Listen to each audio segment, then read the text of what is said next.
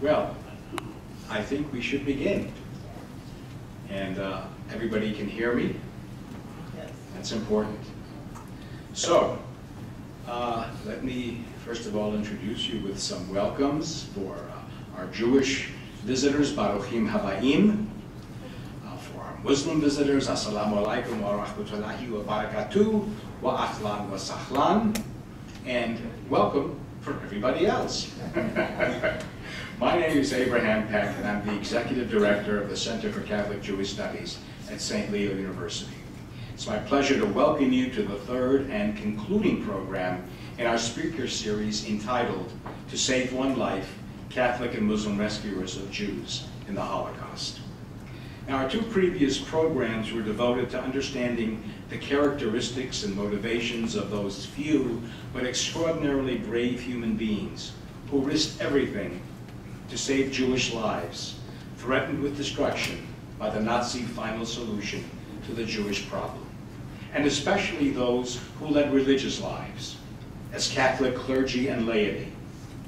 This afternoon, we will focus on another group of religious lives, those of Muslims in Europe and North Africa, who acted as the righteous among the nations, putting their own lives and those of their loved ones at risk to save the lives of Jews caught in the Nazi vice.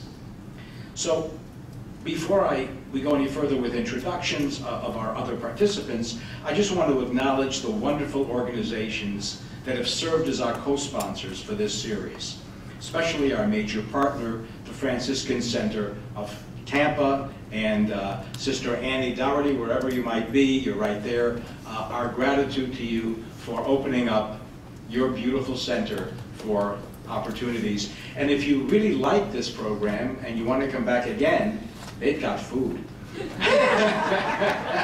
So, tomorrow night at 5:30. You can see from your list of co-sponsors, I hope you all got a handout, that they are some of the better known institutions in the area, academically and in terms of their presence in the greater Tampa Bay region. You'll also see an announcement of our next lecture by one of the foremost thinkers in Catholic Jewish relations. His name is Professor Michael Cook of the Hebrew Union College Jewish Institute of Religion in Cincinnati. You won't want to miss what I believe is the next big thing in that rapidly evolving interreligious dialogue. And finally, don't forget, if you haven't filled out an information sheet so that we can add your name to our mailing list, please do so as well. As in our previous presentations, this program is being streamed live to the entire St. Leo community, to all the university centers, and to its students, faculty, and staff. And I can think of no better occasion to introduce the president of St. Leo University, Dr. Arthur F. Kirk, Jr., to provide the official words of welcome to our audiences here and on the web. Dr. Kirk.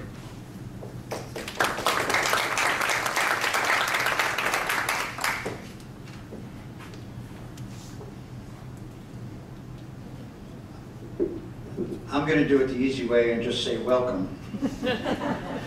I wouldn't dare risk trying to emulate Abe, but please join me in first thanking Abe for the great work he does to bring these programs to the university and to the community. Abe, thank you very much.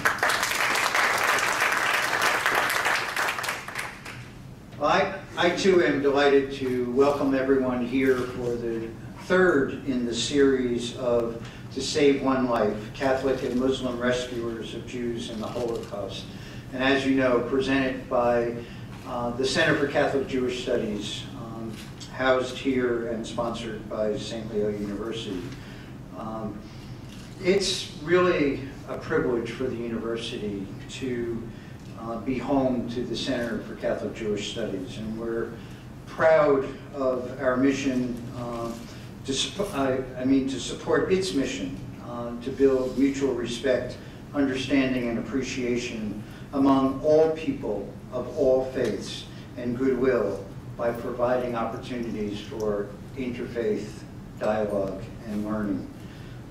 Today's presentation is certainly a continuation of that mission.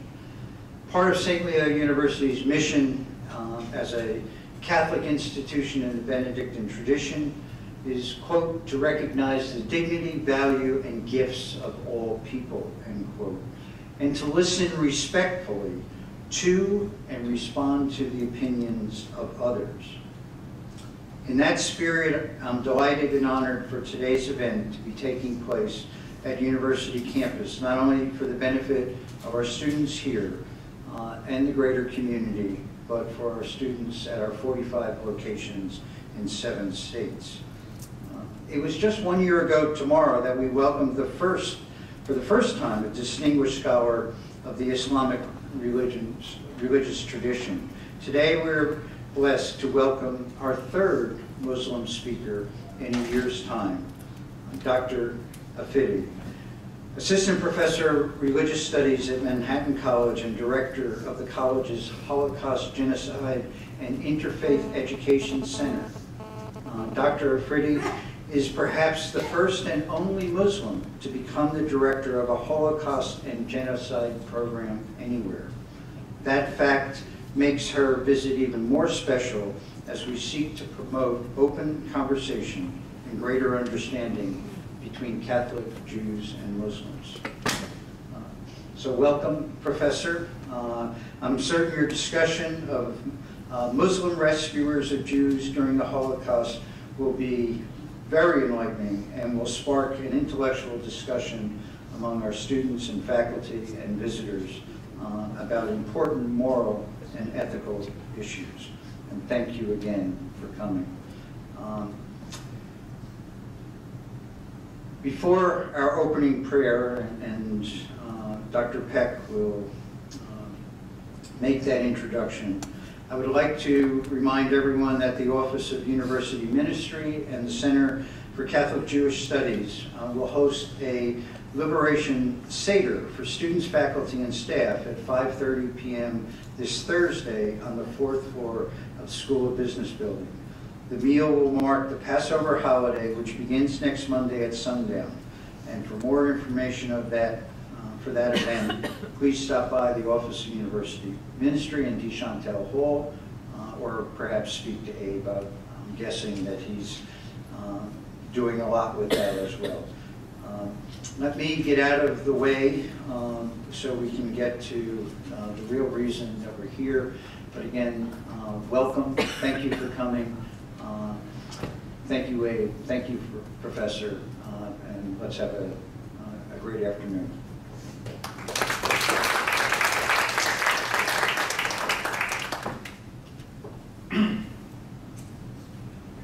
So, as President Kirk mentioned, we are going to have a prayer. And I'm so very pleased to tell you that we have here representatives of 3, well, at least 2, and I'm not sure, maybe there's even the 3rd congregation here. But over the last several months, the center has been working with Catholic churches in Newport Richey, with the Islamic Center of Newport Richey, and with Temple Ahavat Shalom in Palm Harbor to foster, I think, an historic event, which is one of the first efforts to create a trialogue between Jews, Catholics, and Muslims. And it's my pleasure to introduce the Imam of the Islamic Center of Newport Richey, Imam Shah Hashimi, to offer an opening prayer for us. Imam?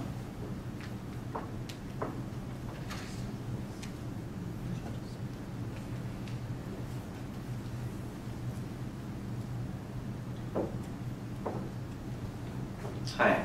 Hello. Assalamu alaikum. Peace be upon you. Shalom. I would like to sing a few verses of the Holy Quran related to the subject of prayers.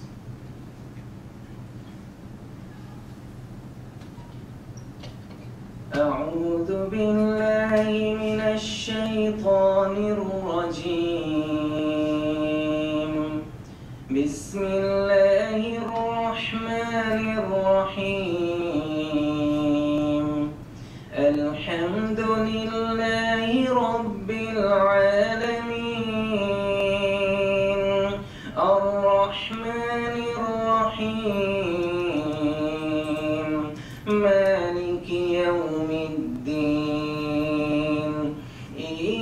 إياك نعبد وإياك نستعين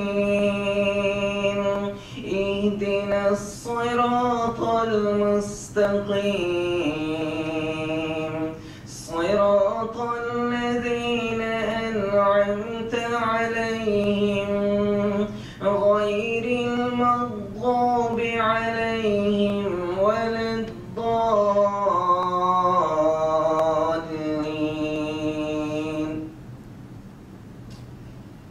Praise be to the Lord of the entire universe, the most merciful, the compassionate, Master of the day of recompense. To you alone we worship, and to you alone we ask for help. Guide us to the straight path, the path of those who earned your favors, not those who earned your wrath and gone astray. And I would conclude my prayer with the prayer of Muhammad. He said, Allahumma anta as-salam wa minka as-salam wa ilayka yarji'u as-salam hayyina ya rabbana bis-salam wa adkhilna al-jannata dar as-salam tabarakta rabbana wa ta'alayta ya zal jalali wal ikram. I would translate it for you.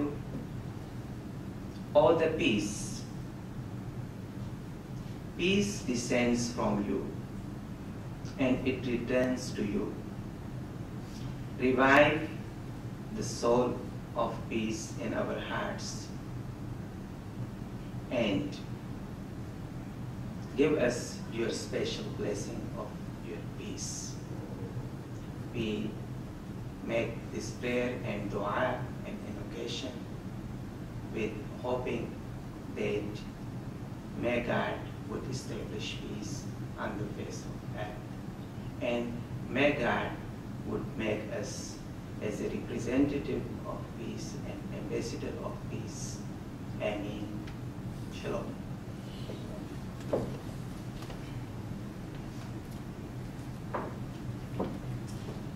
Thank you very much.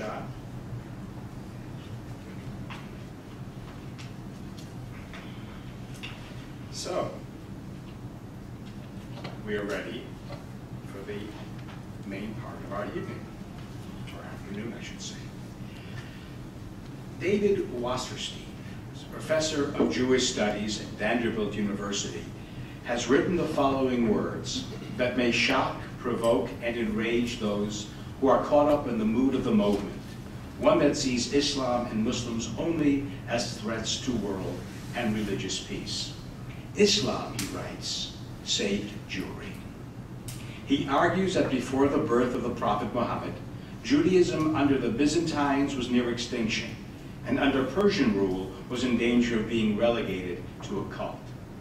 Had Islam not come along, Jewry in the West would have declined to disappearance, and Jewry in the East would have become just another Oriental cult.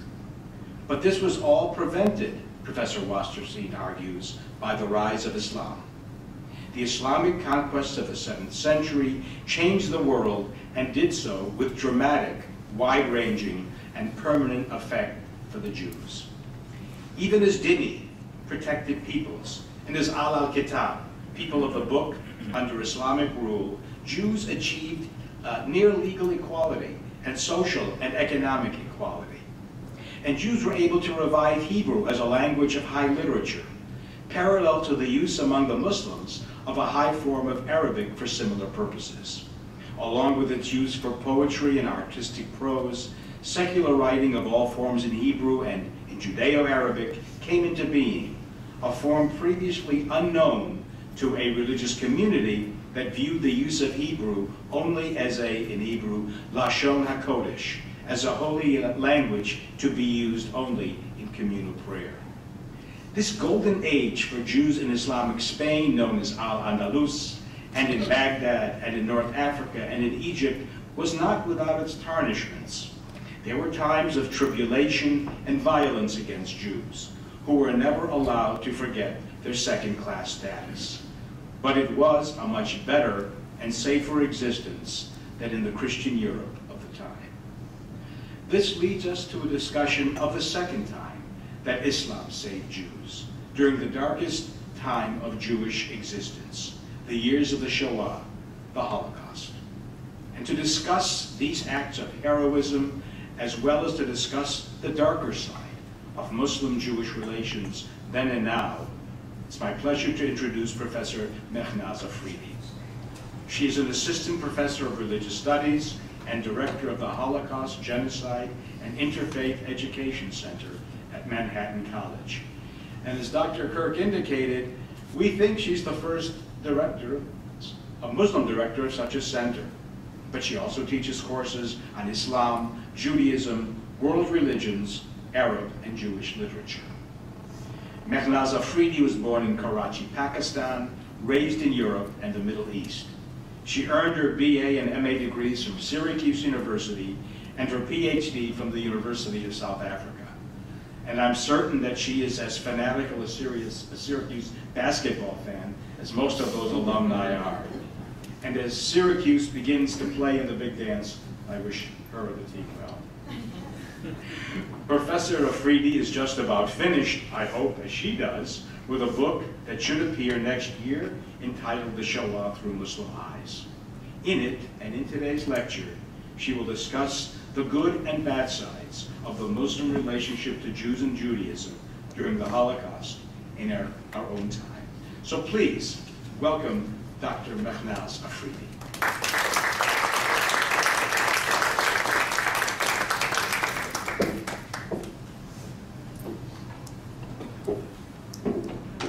Can you hear me? Yes. Well, good afternoon, everyone, and thank you so much for coming at a very sleepy time in everyone's life. And assalamu alaikum and shalom. I really would like to first acknowledge Dr. Abraham Peck, who I think now has become a very good friend of mine, and a wonderful person who has done so much for building such a wonderful community in such a short time, but his dedication to Holocaust and interfaith relations, which is not always easy today, and I'm going to talk about those problems. I'd also really like to acknowledge the different sponsors, and of course, President Kirk and the university for hosting me. This is a real honor for me, and thank you so much for being here. I can see that you already have a wonderful community. I know I have a new friend, Sister Annie, who's sitting in the audience. She was kind enough to bring me here from my hotel, so I really appreciate that. I know that I was invited to talk about Muslim rescuers during the Holocaust, and I'm going to do that. But you know, the problem is that I am Muslim, and I have to have a sort of battle with me before I start to say how great we were. So one of the things that I work on in this book is the challenges of what perhaps contemporary Islam needs to look at in terms of interfaith relations, but also a really deep individual reflection. And this book is both spiritual for me and, of course, a journey. So the book is written both from first person and also has historical academic facts. So I hope that especially Muslim Americans or Muslims in the world will read this book, because it's really important that we make a first step in terms of how we see the other, especially in my case, in terms of my own work, how we see the Jew, how we see the Jewish community, how we see Judaism. So what I'm going to do is bracket my talk with a quotation and take you on my journey. I quote from, actually, a Palestinian Arab woman. Her name is Asma Behari.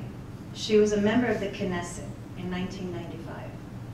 And she wrote a letter to the Knesset. And this letter was, of course, geared towards the Palestinian and Israeli issue. And of course, I start with the problem. And she wrote this letter because she wanted to point out to the Knesset what the issues were between Jewish-Muslim relations, also the Arab-Israeli conflict. So I'm going to quote that, and I want you to sort of think about that quote, and then we'll go into our journey. She says, the scene of the disaster was Europe, and the perpetrators of the extermination acts were Europeans.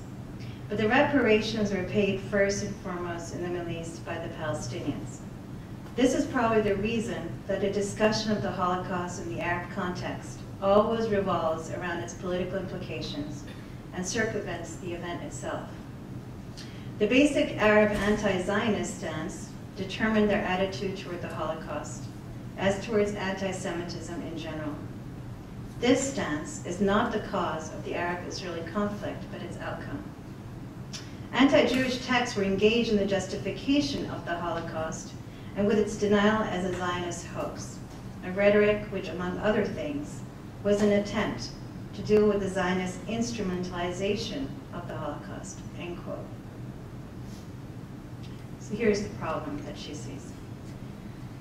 I want to begin by telling you a story about who I am, why I am who I am, in the process of sharing my own research with you as I begin this afternoon.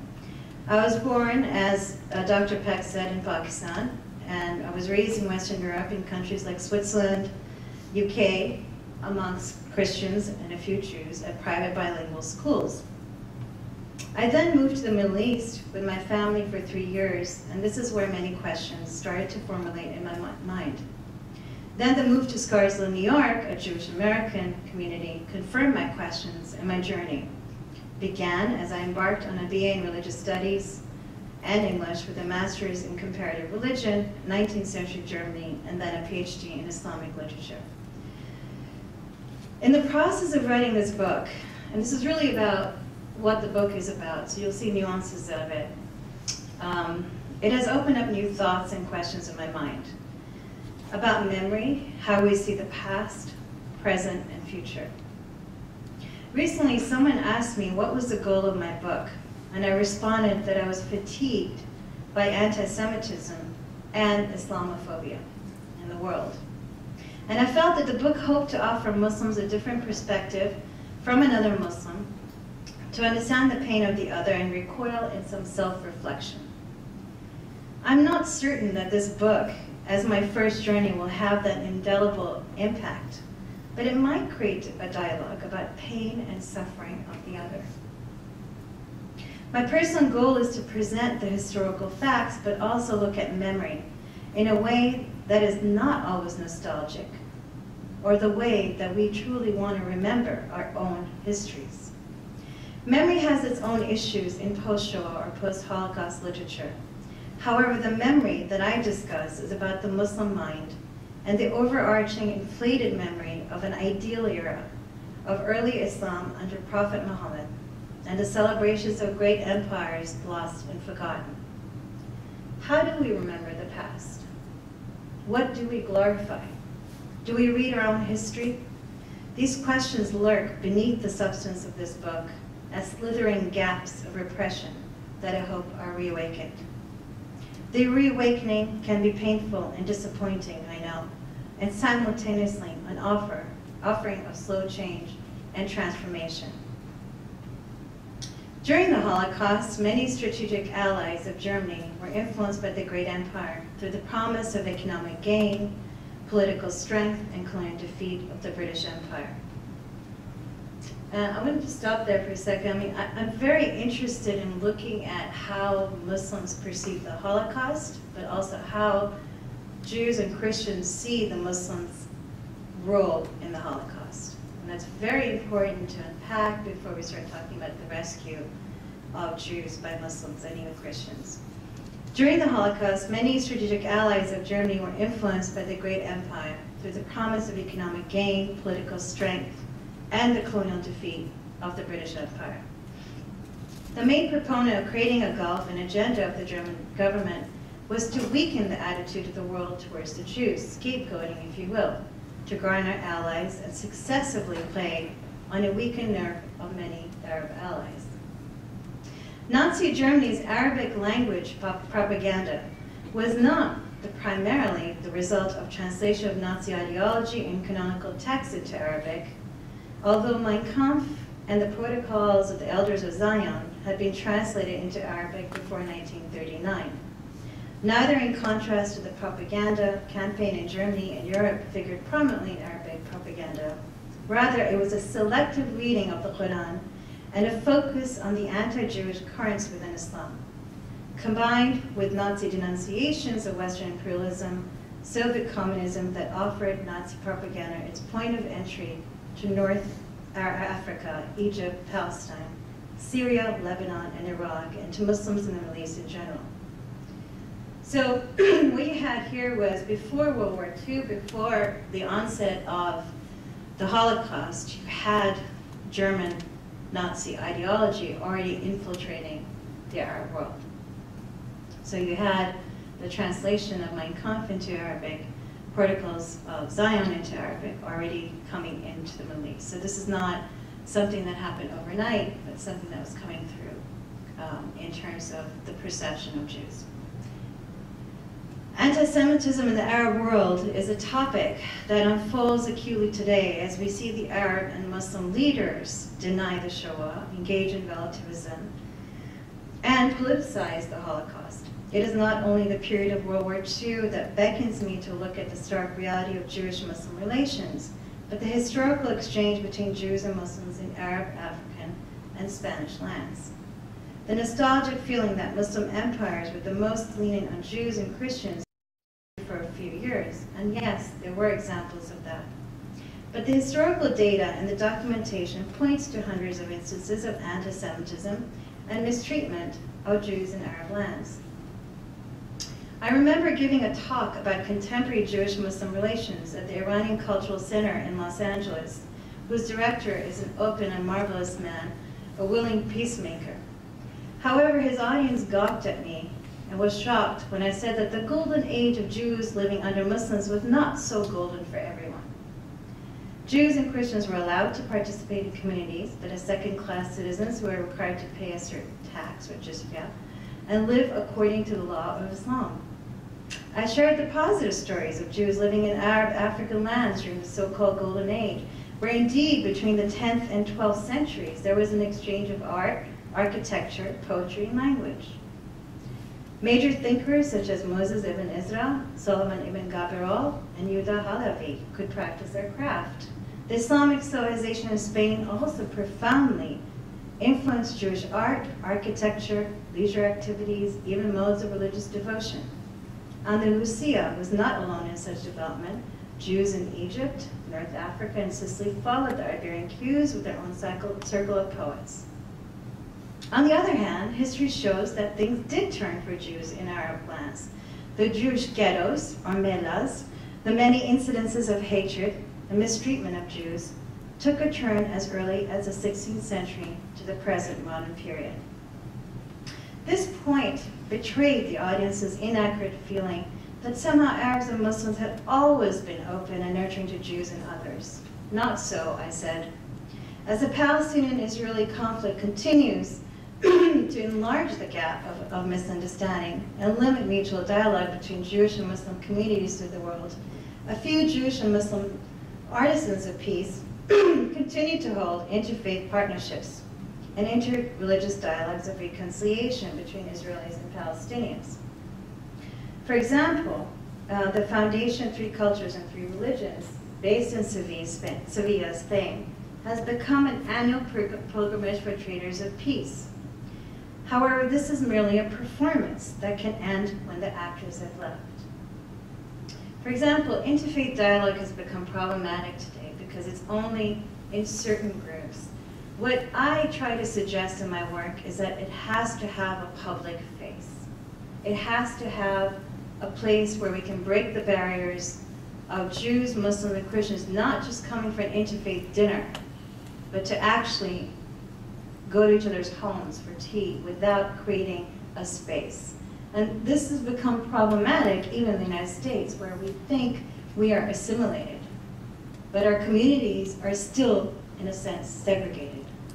And how do we overcome that? We know that Muslims have had great times of power, sophistication, and wealth, and many times of colonization, poverty, and despair. As a Muslim, we have to take accountability of these facts, and more as we are under scrutiny in contemporary times. The Iranian audience that day at the Los Angeles Cultural Center was disappointed with me, that my understanding of history was critical, disruptive, and uncomfortable. In addition, Edward Said's book, Orientalism, was brought up as a book that discussed sufferings of the Arab, Asian, African, Muslim world. Indeed, this book is seminal, one about important research. However, I think the way in which the Muslim and Arabs read this work is not in the context of colonization, but a timeless book on how, throughout history, the West perceived Arabs. In other words, Arabs and Muslims were not always colonized, but at times the colonizers. Said refers to this, but his work is confined to more contemporary colonization and politics. So if Muslims and Arabs don't look at the fact that, yes, there were times of great empires, there were times when we were the colonizers, you know, we went and ransacked people and pushed people around and created empires. And yes, we did not have a great time under colonization. But we have to look at both sets of histories in order to understand who we are today in terms of Muslims, and not just Arab Muslims, Asian Muslims, and African Muslims. Hence, as I write this book, I want to take account of the shifts of power, memory, and how these dimensions brings us to think about the reality of the Shoah and the role of Muslims. So how do we even think as Muslims or Arabs about the Holocaust or the Shoah? And I like to use the word Shoah because Holocaust is also again controversial today in the academic world. How can we Muslims think about the Holocaust when we relativize it, when we deny it, right? When we say it was an excuse for the establishment of Israel? How can we make that first step and start talking about the fact that, yes, the Holocaust did happen, there were 6 million Jews, yes, there were gas chambers, yes, there was a crematoria. How do we make those things known and take that first step with other Jews? And that's the real question. So when I write this book, it's challenging because who am I writing it to? If I'm writing it for Muslims to read it and they will not even accept the Holocaust, what's the point of the book? Right? Now, these are the challenges I'm trying to share with you as I go on. I have to remain, that I do remain befuddled by also the many misperceptions of the Arabs and Muslims and their direct role in the Holocaust. So if you did research like me, and I'm pretty crazy in terms of my research, but I like to look at what's going on all sides. And so if you look at what is on the internet about Muslims and Arabs in the Holocaust, you know, and you're a Muslim, you'd be kind of upset because you have images of Hitler sitting with the Mufti of Palestine, Hosseini, and you have pictures of the Bosnian Muslim army and doing Heil Hitler. So this is another perception that you're looking at and going, what's going on here, right? So were we, you know, were we Arabs really, like, you know, creating this Holocaust? And that's important for me to see because there has to be different ways of looking at what actually happened during this time. The close connections of Bosnian Muslims and the Nazis and the proliferation of right-wing images of Hitler, inspecting their uniforms, and the salute that photos show. Some of these depictions are true and horrific to me as a Muslim, and a lot of it makes clear how the role of Arabs during the Second World War created murky misunderstandings between Muslims and Jews. There are a handful of Muslims that are now involved in Holocaust research around the world, but few have the access or the understanding that perhaps the Shoah or the Holocaust is a central issue between Muslims and Jews. At a UN meeting for the Organization of Islamic Cooperation, Religions for Peace International, the Institute of Global Engagement, and US State Department, I met some wonderful religious leaders. And this is an example. 2 of them were Palestinian. Both of them approached me with a smile, asking me to program an event at my center that would discuss the genocide of Palestinians. These examples are not easy ones, and I am put in a position of making an argument that emerges from being a genocide scholar, but also as a Muslim. So I'd like to spend some time here looking at what happened. Why this denial? Why is this a problem? What's going on? I mean, one of the major things that we learn from all three traditions is not to deny each other's truth, not to bear false witness, not to deny each other's suffering, and to always abide by the truth. The period of 1945 to 48 was of critical importance to the evolution of the Arab Holocaust discourse, laying its foundations in light of intensive global and regional political developments. The year 1945 not only marked the end of the tragic epoch in world history and Jewish history in particular, but also stood for new hopes for a better world order. For Arabs, it marked growing expectations for a new dawn of independence and sovereignty.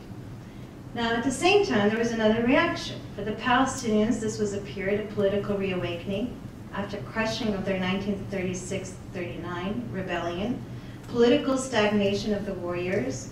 Unlike other Arab countries, the Palestinians did not have a formally recognized leadership following the 1937 dissolution of the Arab Higher Committee. After the war, few of them were permitted to return to Palestine, and the foremost Palestinian leader, Haj Amin al-Husseini, sought asylum in Egypt after having spent the war years in Germany. As I do some research about this throughout journals, internet, and scholarly books, the overarching and looming image of the Muslims in the Shoah is that famous photo of the Grand Mufti Haj Amin al-Husseini seated with Hitler. This image that haunts so many in relationship to Muslims and their direct involvement in the Holocaust, the acceptance that Muslims were involved in the massacre of millions of Jews.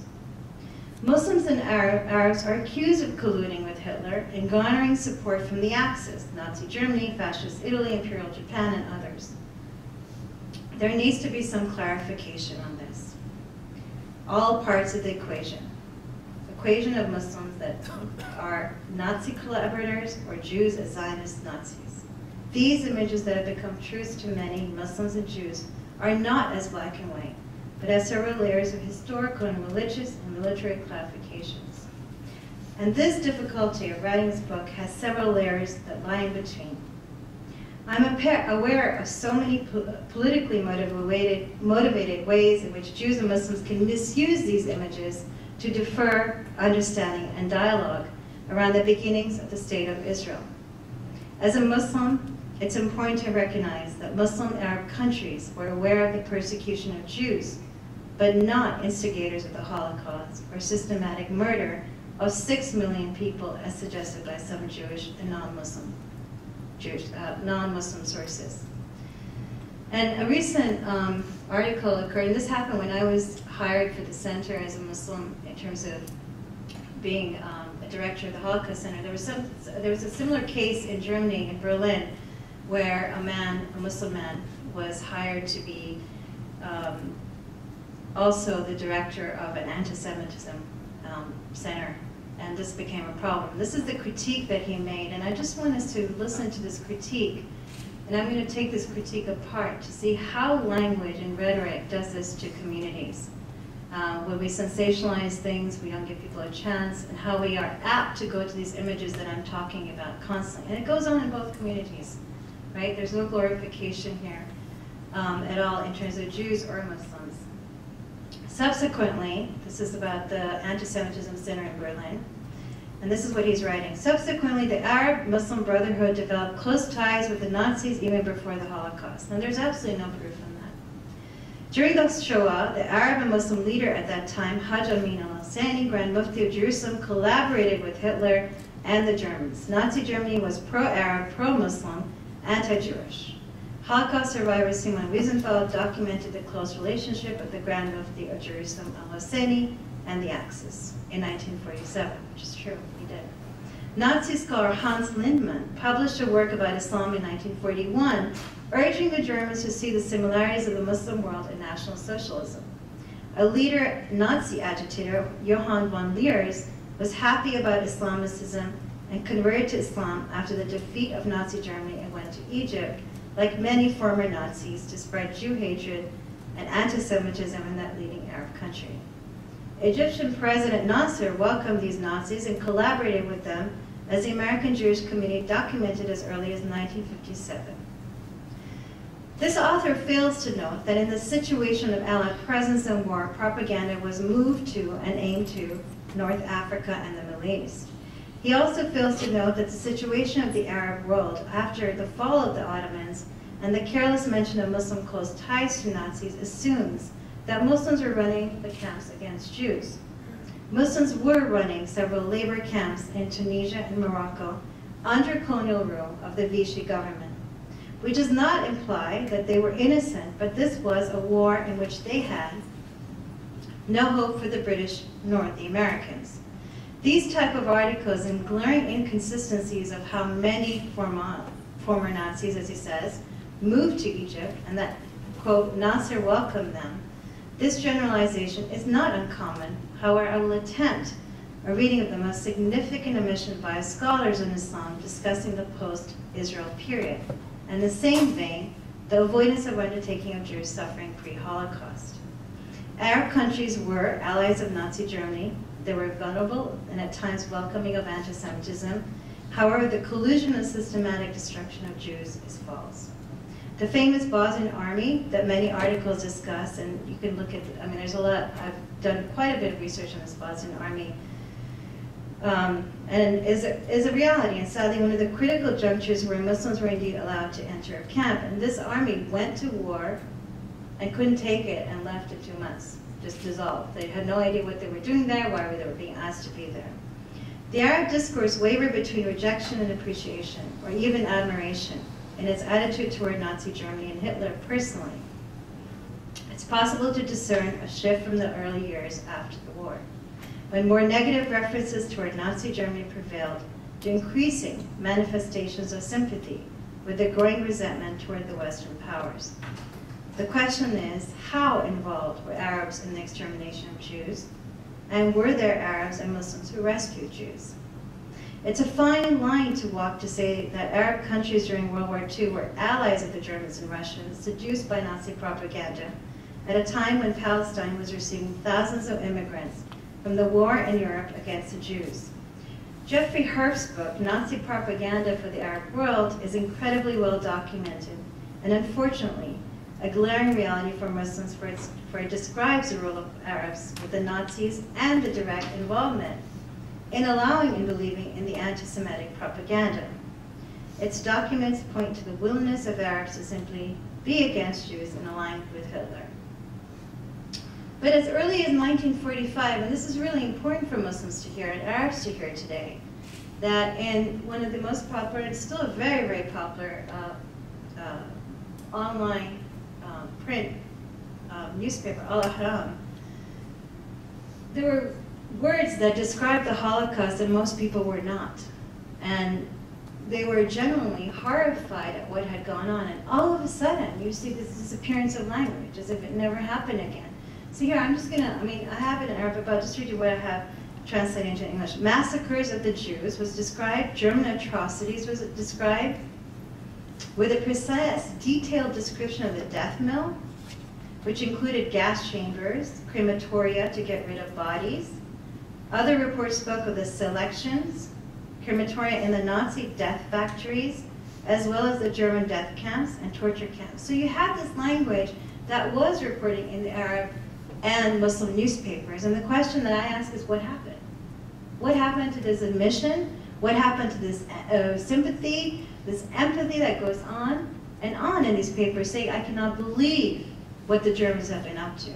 This is terrible. We condemn it. And then these terms disappeared from Arab newspapers and articles rapidly as the immigration of Jews increased to Palestine, and the Arabs felt once again under attack by the quote-unquote Zionist agenda and Western colonial powers. The tone of rhetoric from 1945 to 52 rapidly shifted from the persecution of Jews to persecution to Palestinians. The overwhelming sympathy for Arabs was no longer seen. Basic approaches could be discerned in the Arab leaders' references to the Holocaust. One recognized the Jewish tragedy but sought to separate the issues of the survivors from the question of Palestine and to present it as an international humanitarian problem in the solution of which Arabs could take part. Thus, it was possible to express compassion for Jewish pain together with unequivocal rejection of Jewish immigration to Palestine and Zionist political goals. The second approach sought to understate or minimize the meaning of the Holocaust by using ambiguous terms or depicting it as a problem of civil discrimination, going so far as partial or complete denial of the Holocaust. The third blamed the Zionist movement or the Jews for what befell them. The memory of the Arabs and Muslims grew stronger, and the compassion and empathy was erased by the growing strength of Jews in Palestine, and simultaneously the lost memories of the now celebrated Convencia in Spain. Holocaust became a generic term in many Muslim countries and problematized the identity of Arabs and their dignity. For example, I argue that one of the many issues with understanding the Arab Muslim world is a lack of understanding of the colonial period during which Muslims were subjected to for as long as 300 years. As stereotypes of Muslims emerge as radical terrorists and pious religious demonstrators, there is very little understanding about why and how these countries became subjected, underwent transformations that were not of their own making always, but under imperialism and of their cultures, languages, and traditions. In some ways, many might think of the Arab Spring as a deeper response to their colonial despots and simultaneously to the colonial Western oppression for many decades. So of course the question, did Muslims have a role in the Holocaust? Yes. Their roles varied from apathy to courage. Martin Gilbert's Atlas of the Holocaust is a valuable resource. If you haven't looked at it, just take a look. It's just, I can't believe he actually did this Atlas of the Holocaust. But it's a resource that displays via maps where Nazis set up their camps all over the world. In one map, one can see the slave labor camps of the Sahara from 1941 to 1942. And in this, Gilbert explains, right? I mean, this is the amazing kind of uniqueness, and I argue this in one of my other chapters of the Nazi Holocaust, because I think that there are. I teach Armenia, I teach Bosnia, I teach Darfur right now, and I consider every genocide to have the same quality. It's not an idea of quantity, it's not about whose genocide was worse or whose genocide is better. I mean, it becomes a really, really crazy, crazy game.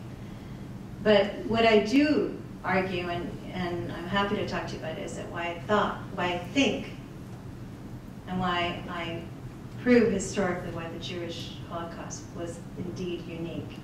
And what we can do is learn from it rather than to deny it and to understand it further. So here he says, under his map, Martin Gilbert, that in April 1940, more than 15,000 Jews were serving the French Foreign Legion, hoping to fight against Nazi Germany. But with the German conquest of France in 1940, they were first demobilized, then interned, and finally sent to labor camps in French North Africa. Many of these Jews were refugees from Germany and Austria who had been in France at the outbreak of war. So here you have, in terms of looking at Morocco in Tangiers, you have European Jews that are fighting in camps, interned in camps, amongst Arabs and Africans, which is an amazing thing, right? And so these places are under the Vichy government. These places are under colonization, basically. They cannot move. They have to intern these people. And of course, there are Muslims around the camps. There are Muslims that are working the camps for the Vichy government, and there are Muslims that are trying to rescue Jews in these camps. Jews were taken for what they perceived safe havens to camps where they were killed, tortured, and labored. It's not very pleasant, but there were different types of torture in Tunisia and Morocco versus Europe. There were no gas chambers, there were no crematoria, but they used to bury Jews who tried to escape, or even Muslims that tried to rescue them in the ground for days with no water and starve them to death. However, the Sultan Muhammad V of Morocco issued an order that he would not implement certain anti-Semitic laws upon his citizens. In Islam, one cannot base one's laws based on race, and the Vichy government declared people Jewish if their parents were Jewish, regardless of whether they professed to be Jewish. The Sultan asked for two amendments. First, that the Jews in Morocco be defined by religious choice, and second, the Jewish institutions should not be constricted like schools and communal Jewish life. So what the Sultan did was, he said, first of all, Muslims don't base anything on racial laws. We have basically no understanding of that. We don't look at races in terms of religion. But the other thing he allowed, and which happened more frequently, he allowed Jews to convert if they wanted to escape from persecution. Right? So we don't even have numbers in terms of how they were saved. The only numbers we have is what we can record and see. And then in private, Muhammad V offered vital moral support to the Jews of Morocco. When French authorities ordered a census of all Jewish-owned property in the country, the Jewish leadership feared this was the precursor to a general confiscation. Secretly, though, the Sultan arranged for a group of prominent Jews to sneak into the palace, hidden in a covered wagon, so he could meet them away from the prying eyes of the French. And that's where he would feed them. He would try and figure out what to do with them. And he would try and say, okay, well, you know, you have the access to converting to being a Muslim. And you can always go back if you want. I mean, that's kind of what he was trying to do the whole time.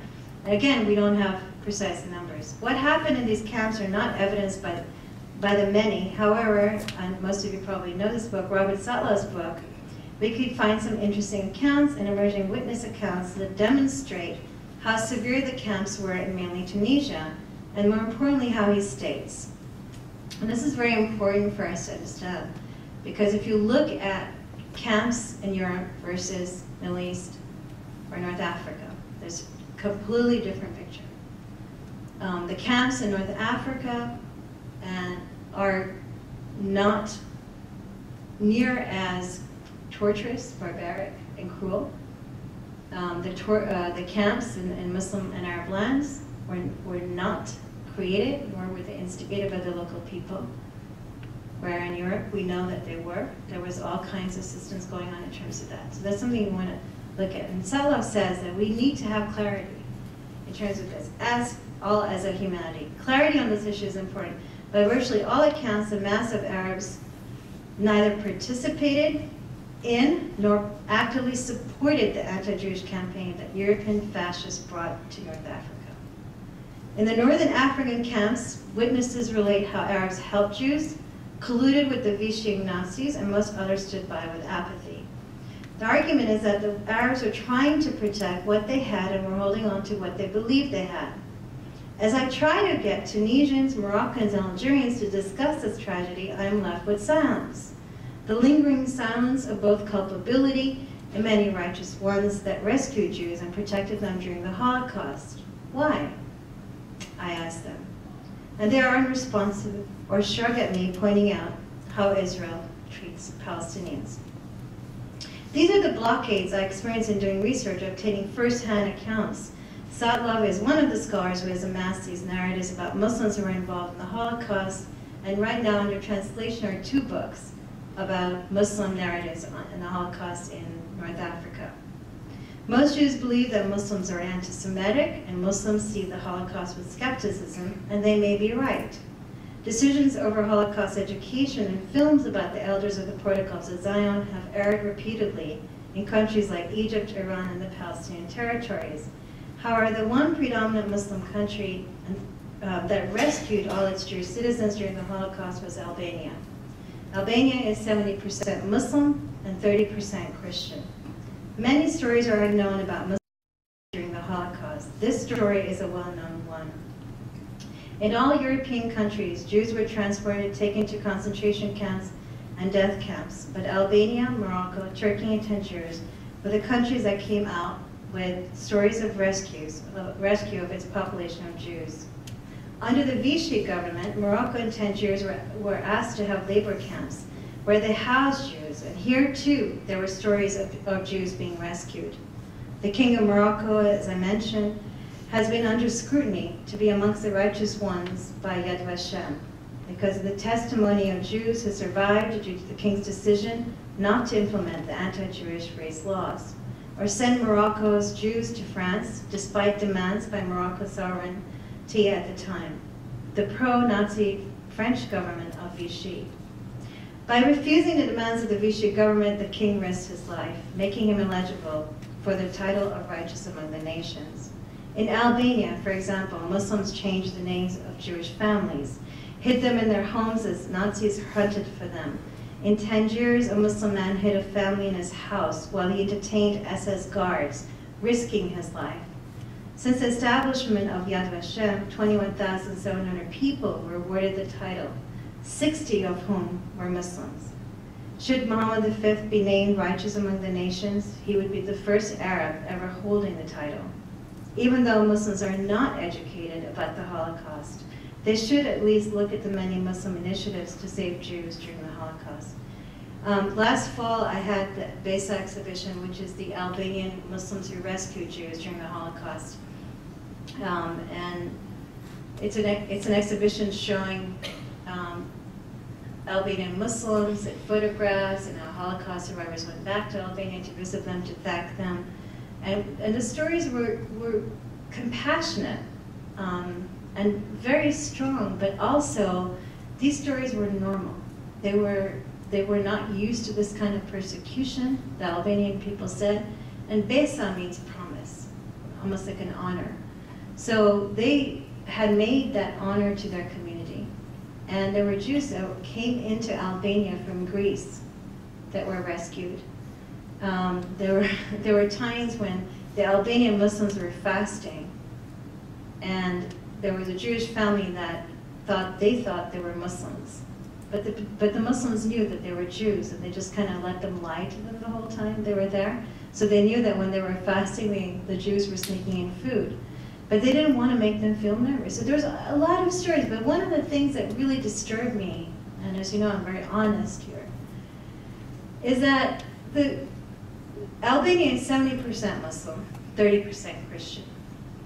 So the Christian Albanian community was upset that it was celebrating Jews and Muslims and not Christians. So the Albanian Catholic priest who had invited to come and be part of the reception with all the other leaders refused to come because he felt that Besa is an Albanian concept and not a religious concept. So when I said to him that I was going to talk about the Christians who rescued the Jews, he said he didn't care because the photographs didn't depict the Christians. And I'll tell you, the photographer, Norman Gershon, his point was, we've got so much mistrust between Jews and Muslims, let's do something positive. That's what he was trying to do. But in the meantime, the Christians got upset. I'm just giving you a snapshot of what goes on the ground, right? I'm not sitting here saying, we can't do this, we can do it. But we have to do it openly and with conversation and dialogue. So even that exhibition became problematic. Now in 2015, I'm hoping to get an exhibition on Sarajevo, the end of the Bosnian War, 1995, for 20 years. And it's a beautiful story that a photographer has done on Sarajevo. His name is Edward Sirota, and do you know him? Probably well. And it's about Jews, Muslims, and Christians working together right after the war and how they helped each other. So these stories do exist. They're just hard to find, and they're hard to get people to sort of say, okay, you know, this is a story we can look at. But we also have to create stories now. Right? I mean, this is one of the things we need to work on is now. Our narratives right now, walking around on campus, walking to work, driving, talking about each other, stereotyping each other, it's stories now that perhaps we can give to our future generations. I'm just going to read you the ending of my speech. I want to mention also that one of the ways perhaps Muslims, as Muslims, we can look at these positive stories and say, okay, you know what, we were there. There were Muslims that were there, part of our Ummah, that rescued people. Perhaps we should really look at what this Holocaust was about. Maybe we should really look at what happened to Jews. Why did our brothers and sisters look at the situation and risk their lives for these people? It must have been really bad. To understand the pain of the other, rather to defeat the pain of the other. In addition, there's a man, Ülkemen Salahaddin. He was a Turkish diplomat. And this is an interesting story. He saved about 50 Jews and had been recognized as one of the righteous among nations. And recently, this book just came out, and I've read it. It's a wonderful story. And it's a great story because it's about Iran. And we have a lot of issues and stereotypes about Iran. But here, in The Lion's Shadow, it's basically the Iranian Schindler and his homeland in the Second World War. The book discusses the life of a junior Iranian diplomat in France who saved hundreds of Jewish families by challenging the inherent absurdity of the Third Reich's racial laws and turning Nazi logic on its head. He argued that the Iranian Jews were not Semite, but were from Aryan stock, the concept of Butmasik, nicht Juden, those whose religion was based on the teachings of Moses, but whose blood and race were not Jewish. Amazing, brilliant guy. So this book and many other stories that have compelled me to enter and center the role of Muslims in the Holocaust, whether negative or positive. We can't just glorify these things. And the courage of Muslims that perhaps will become a place of real and challenging exchanges between the two faiths. We have cause to be positive, not by being nostalgic or erasing memories of difficult times, but to recognize that Muslims who risked their lives to save Jews were Muslims from many different cultures and helped in the common value of Islam and human rights. Islam that has been seen in many transformative moments has some approaches that define the spirituality that my book encompasses, which reveals the message of human rights and primarily not to bear false witness. The many rescues that took place and that we are still uncovering also point out to research that many thousands of Muslims were also killed during the Holocaust. The Roma Sinti Gypsies in Ukraine, the labor prisoners in Tunisia and Morocco. The Holocaust is a brutal lesson for all humanity, not for just the Jews, but certainly Muslims must accept the target as Jewry and create openness about the suffering of Jews under Nazi hands and also Muslim soils after 1948. Today, I was asked to speak about Muslim rescuers during the Holocaust, and I've listed those that are recognized in Albania, Turkey, Morocco, Tunisia. But I think what is even more important, that we share these stories about the Holocaust, because as I state in my book, over and over again, we have to fight for the other. And if we don't, there is no life worth living. Thank you.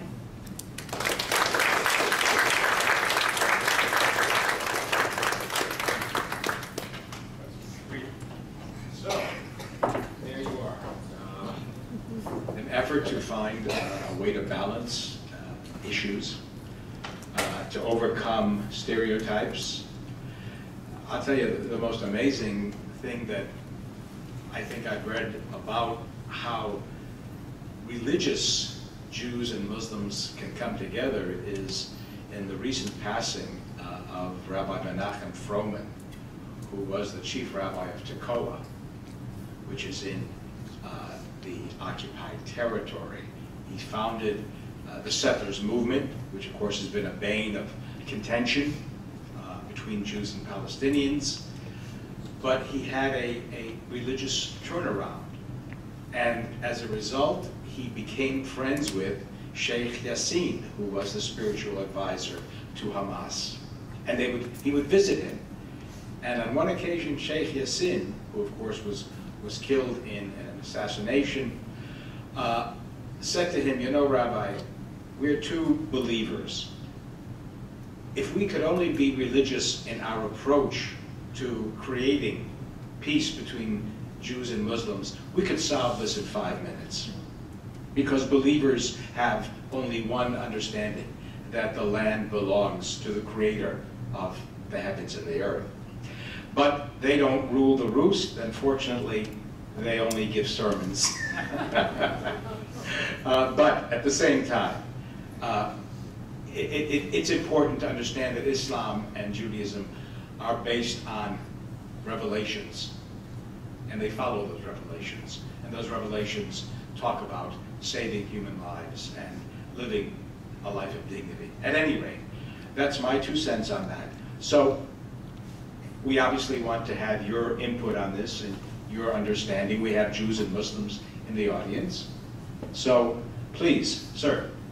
Yeah, I found your talk very interesting. As a Christian, I sometimes wonder why. Oh, I'm sorry. Sorry, We need to hear you so that the world can hear you across the web. Is it on? Yes? Okay. As a Christian, I find it fascinating to look at the Middle East. And if you go back to the 1880s and 1890s, and you look at the footprint of the French and the British in the Middle East, and you look at how they subjugated the Arab people. And I'm just wondering if Israel today, and since the 40s, was really a proxy for the struggle they had with the French and the British. And when the Germans entered the war against them, did the Grand Mufti look at that as a possibility?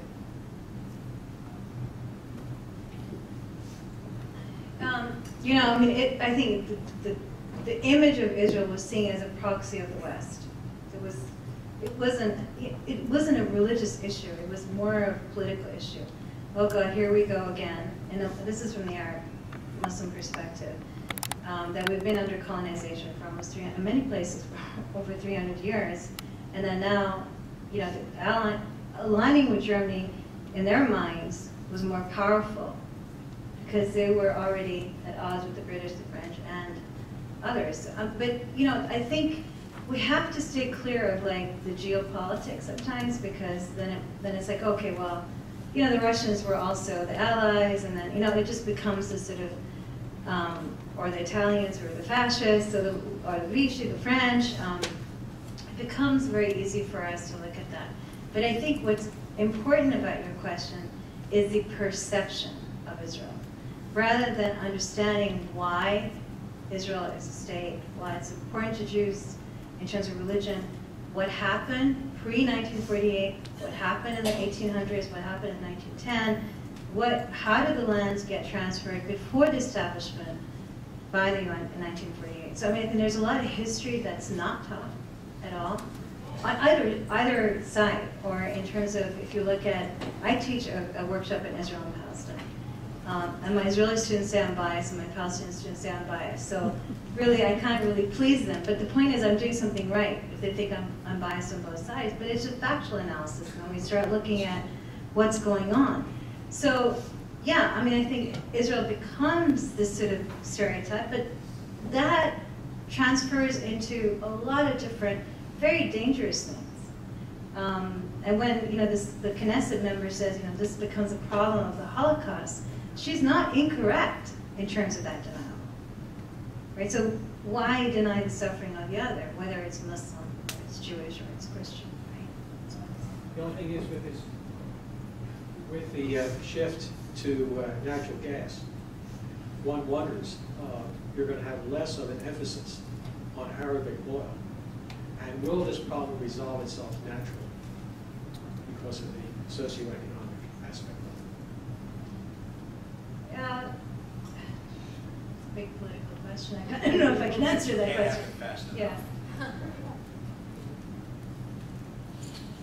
More questions?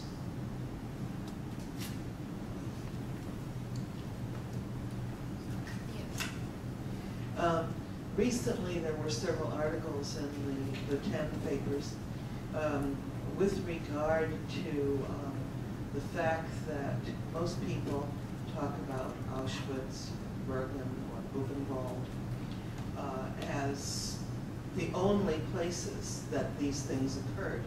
And a map was drawn showing that there are thousands, and you mentioned this in Albania, in the Sahara, that people have no clue actually happened. And it's kind of surprising to me that we don't look at a worldwide idea with regard to that. Because in America, we have our own, you know, ethnic cleansing called Native American, you know, serious Native American things, to the point where we argue over whether or not a Native American woman has the right to not be violently hurt and have Native Americans actually, you know, have a jury over that. So we have our own situation here. And it seems to me that all of these situations kind of follow the same pattern. Is that what you look at, that they all seem to follow the same kind of pattern? You know, I mean, the other day I teach a class called Religion and Holocaust, and my students and I, the other day, we're talking about African American slavery, and we're talking about genocide and the Nazi Holocaust, differences, similarities, uniqueness, all this. I think a lot of genocide does follow the same pattern. I mean, actually, AJC, who has sponsored this, have a wonderful report on how to see symptoms of genocide. They've tried to map out how to look at that in communities. It's not obviously just in, not just Nazi Germany. I mean, I work in other areas. I think the point is when you deny someone's genocide, it's problematic, because then it goes into all kinds of different areas. I think that's where I'm really working at in a deeper way, where I'm looking at, okay, if there's denial, right, and of course there's no other genocide has been more documented than the Nazi Holocaust. So if there's still denial beyond that, so what can I do as a Muslim that's very concerned about this problem? Is to, one, speak out, two, do more research in terms of Muslims in the Holocaust, and three, maybe point out a problem where we are resisting, where Muslims and Arabs are denying this somehow because of another problem. Does that make sense to you? Yeah. Yes, because as a research historian, I look at a lot of books that are written today that are so revisionist. Yes. That the actual facts have gotten lost somewhere, you know, and people don't, they want to look at things in the way that we see them today instead of in the way that they were at the time. I mean, you know, an example for people is the Armenian genocide is still denied by Turkey as a country. So, you know, and what happened, it was terrible repercussions of that, right? And it's still a very suffering country, Armenia.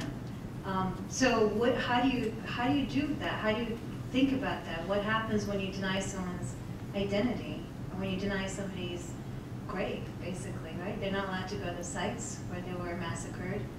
That's a big struggle for people. So these are the questions that are really important. So we can move a little transformative ways, not forward, but maybe kind of twirl around in our moments, rather than just be static.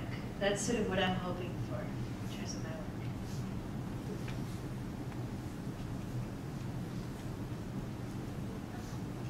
Hi, Professor Afridi. Thank you for your talk. My name is Nora. I'm a student at the University of Florida, and I'm actually involved in an interfaith group in Gainesville. And this was actually started after Pastor Terry Jones tried to have his birthday prom day and that whole horrible fiasco.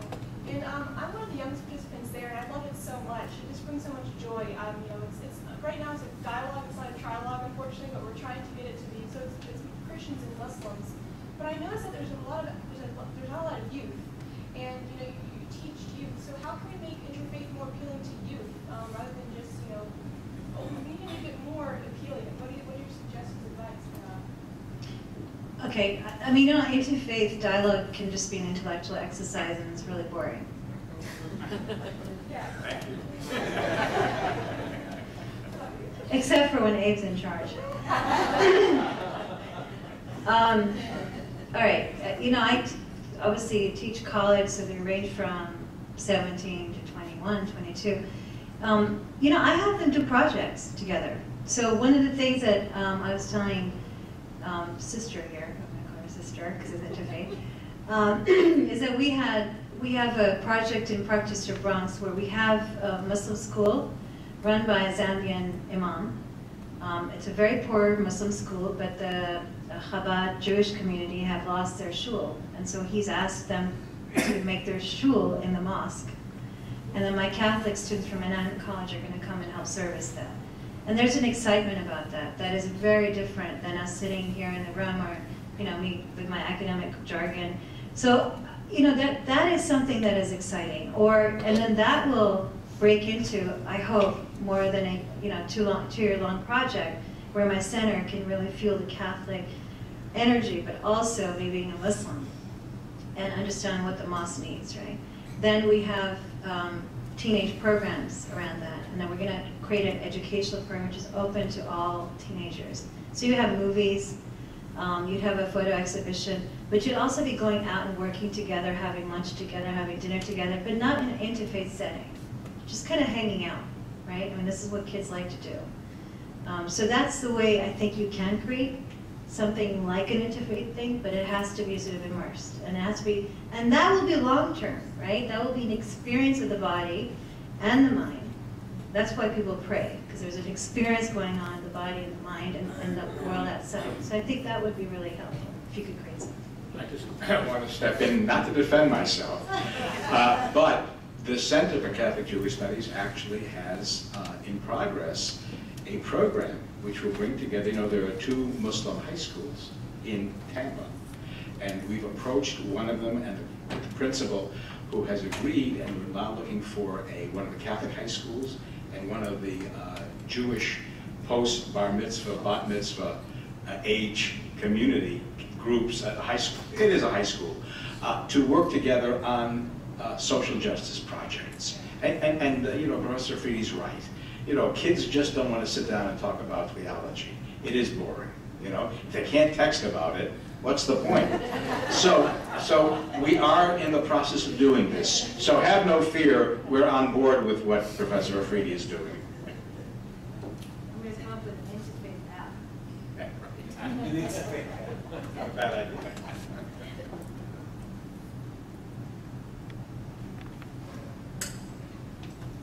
Thank you.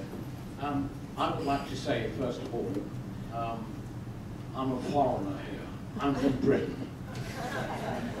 And what I find is very interesting, and I really think is wonderful, how you can have discussions like this in universities, because unfortunately, in universities in England and Scotland, anytime Jewish and non-Jewish people get together, and I hate to say this, that the may not be Muslims, but the anti-Jewish feeling knocks the meeting sideways. In fact, the majority of meetings are stopped halfway through because security comes in. And to be able to discuss this is the only way you'll get down to the bottom letter. People say to me, and I'll say that I live in an area in England now.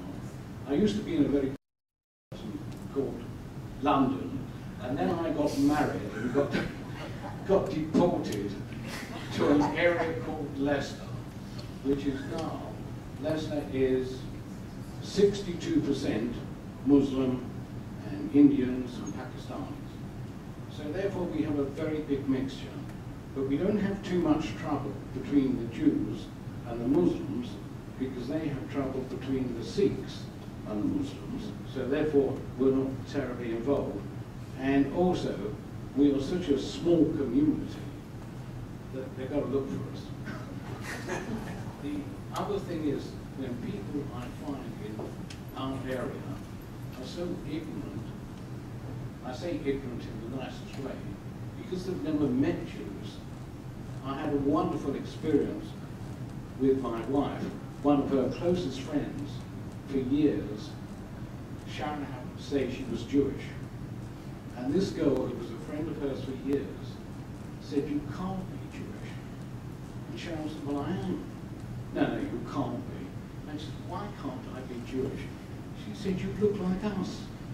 And I think this is basically, it's inbred from parents, and I mean, I know Egypt because I was stationed out there with the Royal Air Force. I've been to Israel, I've been to Iran, these places. Basically, and this is a well-known fact, basically human beings are all the same. It's just political influence and doctrine that alters the world and kills everybody. Thank you. I can only tell you, as a graduate of the University of East Anglia in Norwich, that I'm very well aware of what's going on in British universities and what's happening to Anglo Jewry. And to be honestly, it's very frightening. We have, if I may say so.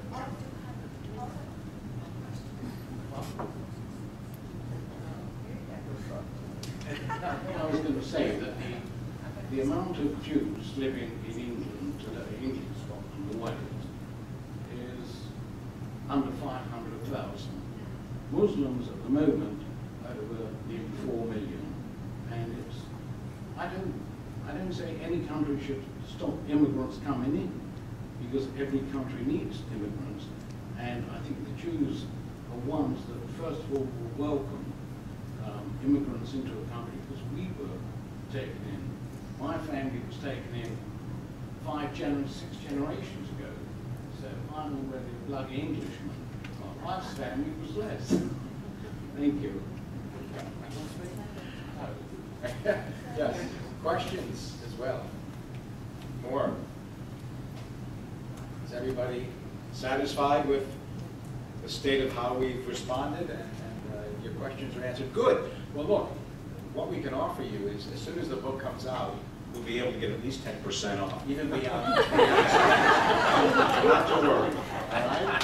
Well, I want to thank all of you. And again, I know that, you know, the trek into Tampa, there's some kind of psychological barrier, folks who live more north in Pasco County, but at the Franciscan Center, if not tomorrow night, we will have programs on May the 8th, both at the Franciscan Center in the morning, mostly for clergy, a clergy workshop, but on May the 8th in the evening at Congregation Kolami, which is in Carrollwood, and not far from St. Paul's Roman Catholic Church, where we had our wonderful program at the end of October of last year. So you'll come, you'll hear Rabbi Michael Cook, who is an extraordinary thinker, the only rabbi who has a PhD in intertestamental studies. He's as comfortable in the Gospels as he is in the Torah. So we look forward to having you. We want to welcome our British friends. Believe me, you're not strangers. We've had a great alliance since the War of 1812. So.